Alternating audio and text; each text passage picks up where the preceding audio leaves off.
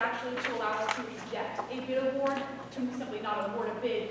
We had gone out for a bid on the purchase and delivery of alarm parts, and we have decided that based on the response, the one response we received, it's probably best for us to go based off of a contract that already exists with, it was either through BOCES or Suffolk County. I think it was through Suffolk County.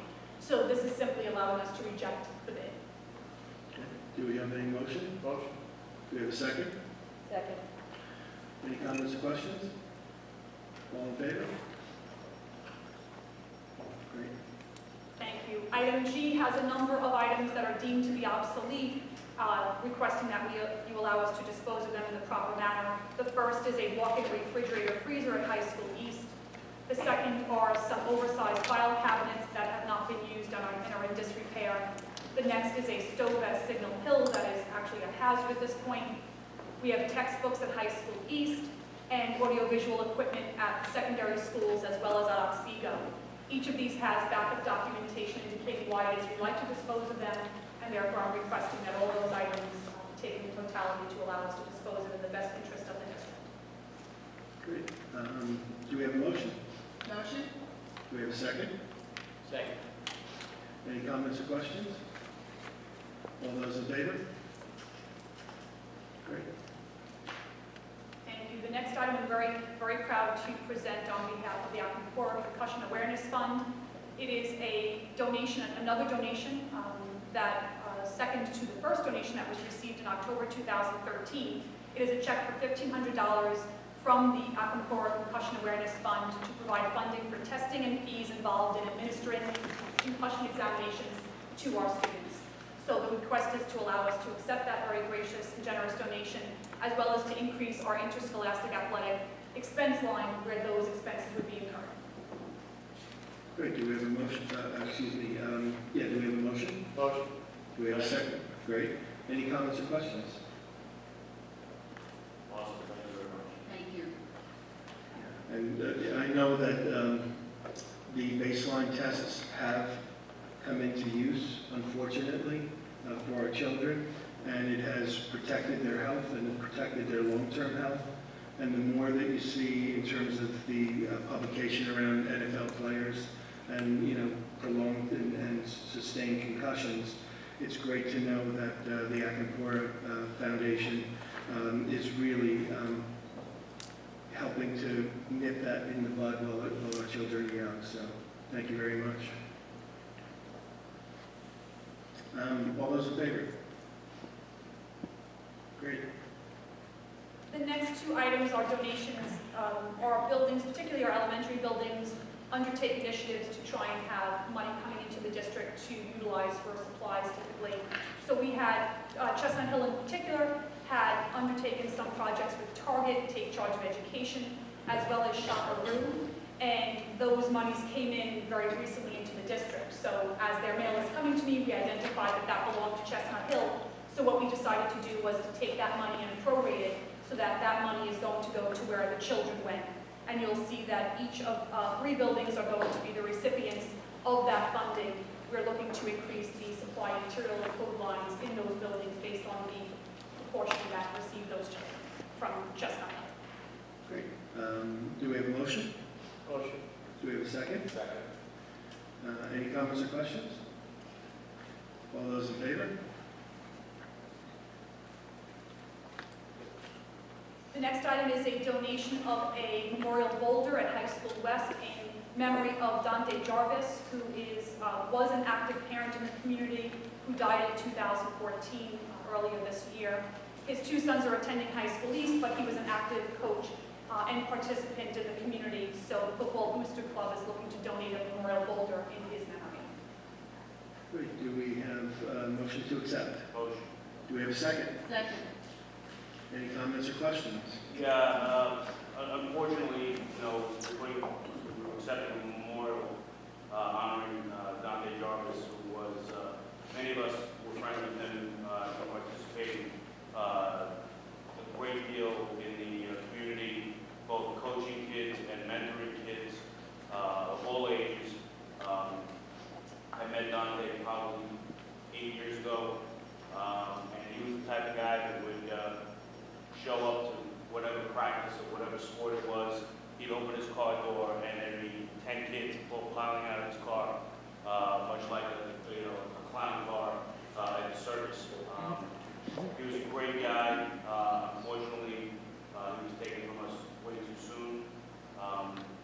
He spent a lot of time on the field at High School West coaching the kids, and it was a nice ceremony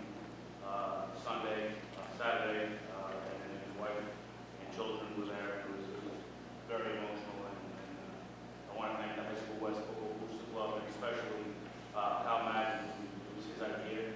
He brought it to the board, and he also brought it to the Booster Club. They facilitated it, got it done, and there were actually parents and folks from the high school East team who helped with the memorial, including donating the rock and so forth. So it's a sad situation, but Dante was a good man. So God bless him. Well, I guess all those in favor? Great. Thank you. The next is one of our physical education teachers. He's actually an adaptive PE teacher, Mike Gibbons. He works at both Candlewood and West Hollow. He submitted an application to the Suffolk Zone for a grant, and he was the recipient of that grant funding. The proposal that he put together was ultimately to enable him to purchase an iPad for use in his adaptive PE classes. So what we'd like to do is to be able to accept that money, put that back into the technology code within special ed so that we can purchase that iPad for him, utilizing the money received from that grant. Great. Do we have a motion to accept? Motion. Do we have a second? Second? Any comments or questions? All those in favor? The next item is a donation for the Tobias Harris Athletic Scholarship.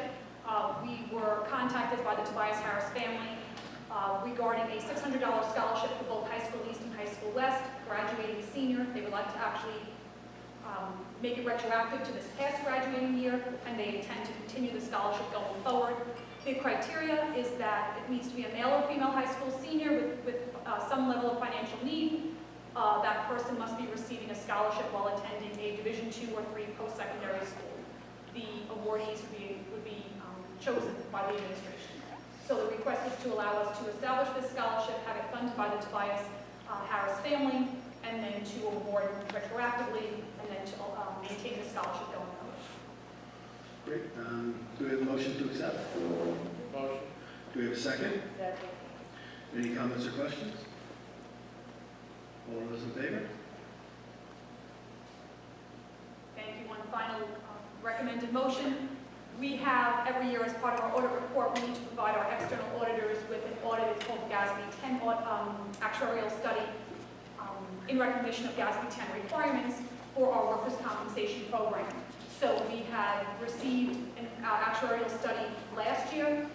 We are required to do it every 2 years, so basically every other year. So this request is to allow us to contract with Sound Actuarial, which is the company that worked with us last year very well to provide the study to the external auditors to meet that requirement in our audit. So that is the request of this last item. Great. Do we have a motion to accept? Motion? Do we have a second? Second. Any comments or questions? All those in favor?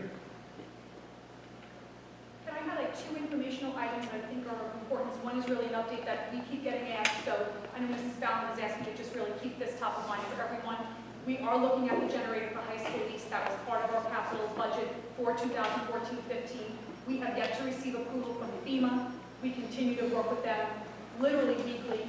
How's it going? How's it going? And we know that it is still in the process. It's just the FEMA red tape. So we continue to work on that. And the second item is very much tied into our external audit report and the solid nature of our financials. We were able to secure a TAN borrowing, which is really unprecedented. The TAN is the tax anticipation note. It is borrowing that we must go out for every year because of cash flow. We get our tax money in after our bills come due. So we go out and borrow in the investment community, something called a TAN, a tax anticipation note. It's a short-term borrowing. We borrow it in 1 year, we pay it back in that same year. So we went out with $42.5 million to the investment community, and we were able to secure a net interest rate of 0.1422%, which is unheard of. That is simply because of the stability of our board, the stability of our finances, and ultimately our net worth, which is the solid nature we have that we keep and maintain in our reserves. So I just wanted to share that with you because that is a significant accomplishment as well, all connected into our external audit that we just completed. Can you help negotiate my location? Work on mine first. Great job. Thank you. Thank you. Apologize for the very long report. No, and the reality is, when you think about that, you know, the 0.14% on $43 million, when we're looking at the interest that we have to pay on that, it seems, you know, very, very small. And again, that's just, you know, good, solid fiscal management and taking care of the taxpayer and doing the right thing. So, you know, again, great job by our, you know, budget committee and our audit committee and your group for, you know, for managing that so well. So thank you. Mrs. Vitaleano. Thank you, Mrs. Fallon. For the board's approval this evening, I have recommendations from the Committee on Fees for Special Education. Do we have a motion to accept? Motion. Second. Any comments or questions? All those in favor? Mr. O'Farrell. Thank you, Ms. Fallon. The first item I have for the board's consideration this evening is a list of recommendations made by the Committee on Special Education. Do we have a motion to accept? Motion. Do we have a second? Second. Any comments or questions? All those in favor? Great. The second item I have is the recommendation to appoint a teacher to be a committee member for the Committee for Special Education. Great. Do we have a motion to accept? Motion. Do we have a second? Second. Any comments or questions? All those in favor? The third item for the evening, we have the recommendation to appoint general education teachers to the Committee for Special Education for the 14-15 school year. Do we have a motion to accept? Motion. Do we have a second? Second. Any comments or questions? All those in favor? And lastly, we have 6 consultant contracts. The first consultant contract is with ACLB Transitional Services for the 2014-15 school year. Do we have a motion to accept? Motion. Do we have a second? Second. Any comments or questions? All those in favor? The second contract is with the Amherst Children's Center. Do we have a motion to accept? Motion. Do we have a second? Second. Any comments or questions? All those in favor? The third contract is with the Comac Union Free School District to serve as the district of location for the 14-15 school year. Do we have a motion to accept? Motion. Second. Any comments or questions? All those in favor? Next, we have a contract with the Developmental Disabilities Institute. Do we have a motion to accept? Motion. Do we have a second? Second. Any comments or questions? All those in favor? Okay, then we have a contract with REACH CYA. Do we have a motion to accept? Motion. Do we have a second? Second. Any comments or questions? All those in favor? And lastly, we have a contract with the 3-building Central School District to serve as the district of location for the 14-15 school year. Great. Do we have a motion to accept? Motion. Do we have a second? Second. Any comments or questions? All those in favor? Great, thank you. Dr. Harvey. Thank you, Mrs. Fallon. This evening, we also have a consulting contract with Seneca Consulting Group for the purpose of providing Affordable Care Act employer compliance. Great, do we have a motion? Motion. Do we have a second? Second. Any comments or questions? All those in favor?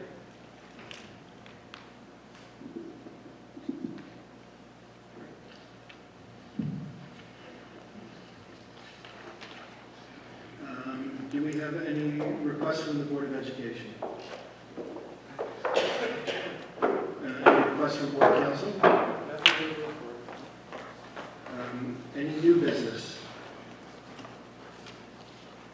And comments from visitors? Mrs. Marini will get the list.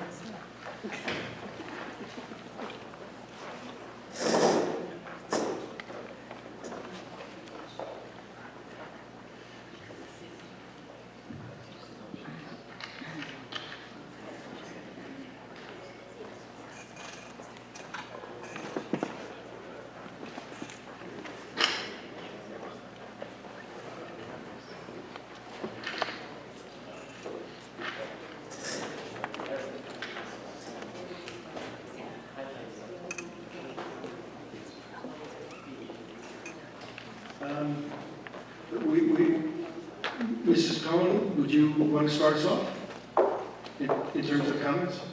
Sure. I have a question about the Forest Park building. I've driven by there on a number of occasions, and there seems to be construction going on over the last at least a couple of months.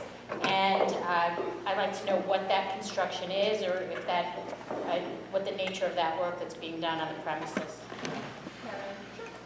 We have two projects that were approved in a prior budget. I've lost track, I think it was the 12-13 budget year. We have a line item that's called transfer to capital, where the board and the public, when you come out to vote, you're voting on certain capital projects to enable us to keep our facilities maintained. The projects that were approved, two of the projects that were approved were at Forest Park. One is to remove an underground storage tank, a fuel storage tank, and the other was for repair of the roof. So those are the two projects that are going on at that building. Next, we had Joe Kaufman. I think they have a question. Nobody heard the second part of that answer. What's that? Roof repair. It was an underground storage Okay. tank and roof repair. That's what I heard. Yep, Okay. you're correct. Okay, I just wanted to ask the board if you would consider, Can't hear you, Joe. Yeah. I wanted to ask the board if you would consider when you add on a Board of Ed meeting, could you send an email out to the community so that the community is aware that a meeting was added? I had brought this up at the Budget Committee meeting and found out there was no cost to the district to do that. Not everybody goes on the website on a daily basis, and a lot of people didn't know about when meetings were added. So I think I would like to ask the board to consider doing that. And also, at the last meeting, you were still working on committees. So I noticed that different board members gave committee reports for let's say, policy committee from the last meeting. So I'm wondering if the committees have been set, and who is chairing the committee, and who is a member of each of the committees of the Board of Education. Yeah, that should be posted, Joe. That was posted posted? after the last board meeting. With all the members who are part of the Yes. committee? Okay. Sorry, just the chairperson was listed. Okay, could And I? that was consistent with what's been done previously. Well, that was what was done the previous year, but prior to that, we had all the board members who were members of the committee posted on that page, so the community knew which members were on which committee. So that's what I would like to know, which one of my board members are on which committee. So is that going to get posted on there, or should I send in a FOIL request for that? Yeah, currently, we have the chair people listed, and because we're publishing those meetings, there may be several board members in attendance at that meeting, or any meeting. So as a result of that, really, the key is who's chairing the meeting. I realize that's the key, but usually in the past, there were like 3 members on each committee. So is there officially 3 members on each committee this No, year? it depends on the committee. The challenge, Jill, is that, with a large number of committees and a small number of board members, there's overlap, and in some instances, there's not overlap. So the chair people are there, and then the meetings will be posted, and folks will be in attendance at those meetings. I don't think that answered my question, though. I'm sorry, I have a question on that. So is that different people will be attending in different committees on different dates? So on let's say, day 1, it'll be the chairperson and 4 other members of the board, but on day 2, it's going to be the chairperson and some other group who may or may not overlap with the people who were there on the prior Yeah, meeting. what we're trying to do is schedule the meetings when folks are available, who are on the committees. Unfortunately, there are other requirements that we have outside of our Board of Education responsibilities. You know, for me, I travel probably around 40% of the time for my job. So as a result of that, there may be a meeting that's convenient for other folks who are on a committee to have it on a certain date, may be inconvenient for me. So as a result of that, yes, it could be that at one meeting you'll see, 3 people, and at the next meeting you'll see 4 people. But there are, folks who are associated with each committee.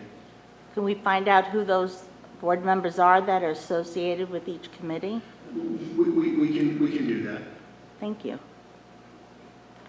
There's nothing to hide. It's just that, the reality is that the chairperson's responsible for the committee. Yes, And, and, you know, the and thought I was that I we were understand putting board a members, responsible I body up understand there. board members who aren't officially on that committee do show up at these meetings, but I don't see why the community can't know who is on each committee other than the chairperson. Yeah, and it's incredibly difficult to hear you, Jill, so I apologize, but I'm getting like every 3rd or 4th word, so. I can talk louder than Jill. I believe what she asked Thank was, you. why can't she find out what members are on each committee? I understand, and she understands. I personally don't care, but I'm a louder voice. She can. Okay, so why don't you just tell her who's on each committee? Yeah, I don't have that right with me right now, so Okay. I apologize, but Lovely. that's something that we can provide. Thank you.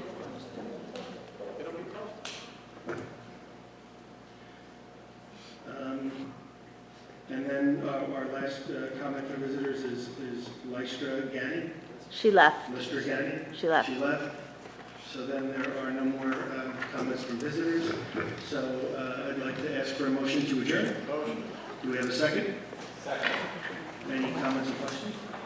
All those in favor?